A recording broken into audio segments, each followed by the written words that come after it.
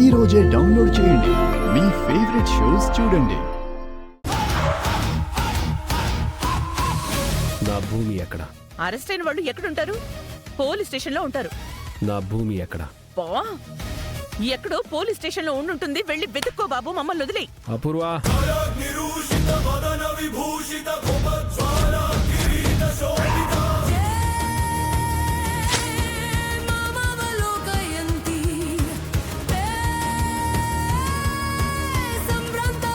నా భూమిని ఎక్కడ దాచావు?